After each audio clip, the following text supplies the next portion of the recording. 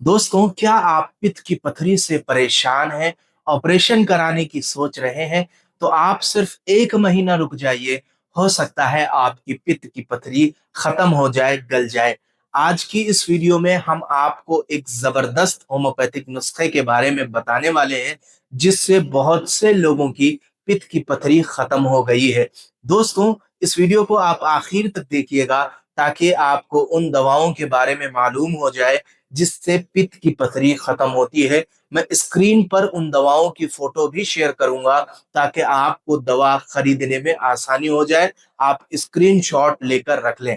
दोस्तों, अगर आप इस चैनल पे अभी नए हैं तो चैनल को सब्सक्राइब जरूर करें ताकि ऐसे ही हेल्थ रिलेटेड वीडियोस आप तक पहुंचती रहे। तो चलिए दोस्तों, हम इस वीडियो को शुरू करते हैं। सबसे पहले हम ये समझते हैं कि आखिर पित्त की पथरी क्यों बनती है।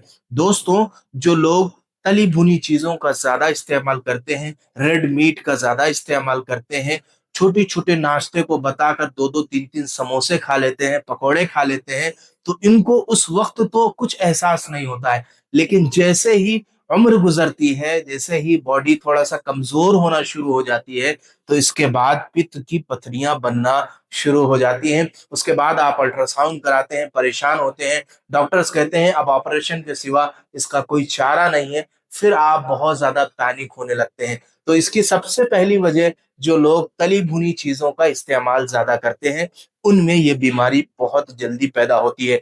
दूसरी चीज, जिन लोगों में मोटापा बहुत जल्दी पैदा होता है, जिन लोगों का पेट ज्यादा निकला हुआ होता है, पेट की चर्बी ज्यादा होती है, उनमें भी गॉल ब्लैडर स्टोन बहुत जल्दी हो जाता है। तीसरी जो वजह है वो है जेनेटिक। अगर किसी के खानदान में, किसी के नाना नानी में, दादा दादी में अगर गॉल ब्लैडर स्टोन हुआ था, तो हो सकता है आपको हो जाए। तो दोस्तों, इस बीमारी को लेकर बहुत ज्यादा घबराने की जरूरत नहीं है, पैनिक होने की जरूरत नहीं है।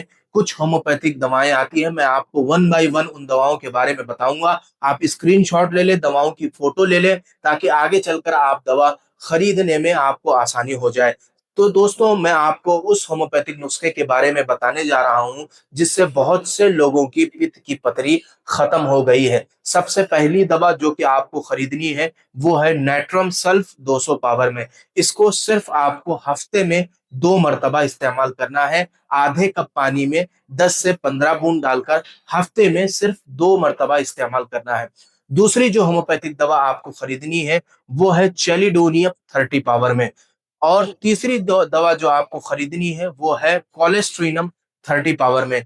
इन दोनों दवाओं को, जो चेलिडोनियम 30 है और कोलेस्ट्रीनम 30 है, इसको आधे कप पानी में 15 बूंद डालकर सुबह, दोपहर और शाम 3 टाइम इस्तेमाल करना है। कोई नागा नहीं होना चाहिए, एक भी टाइम दवा छूटनी नहीं चाहिए।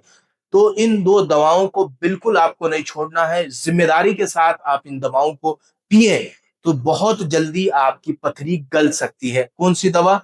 चेलिडोनियम 30 और कोलेस्ट्रीनम 30। चौथी जो दवा आपको खरीदनी है वो है कार्डियोस्क्यू। इसको आधे कप पानी में 10 से 15 बूंद डालकर रात में सोने से पहले इस्तेमाल करें, सिर्फ 1 टाइम।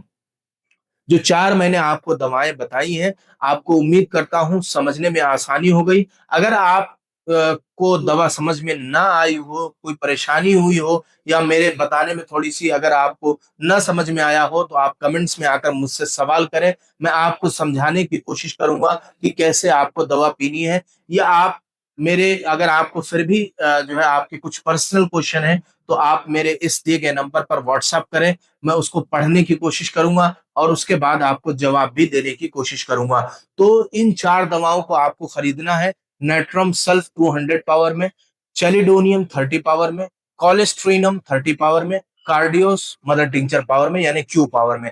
इन 4 दवाओं को अगर आप खरीद लेते हैं, तो इससे इंशाअल्लाह सुम्मा इंशाअल्लाह 1 महीने में आपकी पथरी कुछ हद तक छोटी हो जाएगी। आप दोबारा अल्ट्रासाउंड करा के चेक करें और पुरानी रिपोर्ट को नई रिपोर्ट के साथ मैच करके देखें, हो सकता है आपकी पथरी कम हो जाए। तो दोस्तों, उम्मीद करता हूं ये वीडियो इन दवाओं के बारे में आपको समझ में आ गया होगा। थोड़े से आपको परहेज भी करने हैं। आप जो है खट्टी चीजों का इस्तेमाल बिल्कुल ना करें। जो तली भुनी चीजें हैं, मसालेदार चीजें हैं, इसको बिल्कुल इस्तेमाल ना करें। और तीसरी चीज, आप अगर थोड़ा सा मोटे हैं, हेल्दी हैं, तो आप एक्सरसाइज रोजाना जरूर करें। तो इन तीन चीजों को आपको करना है दवाओं के साथ में। तो इंशाल्लाह कुछ ही दिनों में आप देखेंगे कि आपकी पित्त की पथरी खत्म हो गई है। उम्मीद करता हूं दोस्तों ये वीडियो आपको समझ में आ गई होगी। अगर किसी को इस वीडियो के ताल्लुक से कोई सवाल है, कोई क्वेरी है, तो आप मेरे इस दिए गए नंबर पर व्हाट्सअप करें, बेझिझक होकर व्हाट्सअप करें। मैं इंशाल्लाह बहुत ही जल्दी आपको उसका जवाब देने की कोशिश करूंगा। अब इंशाल्लाह हम आपसे मुलाकात करते हैं अगली वीडियो में एक नए टॉपिक के साथ। तब तक की इजाजत दीजिए। अस्सलाम वालेकुम रहमतुल्लाहि व बरकातहू।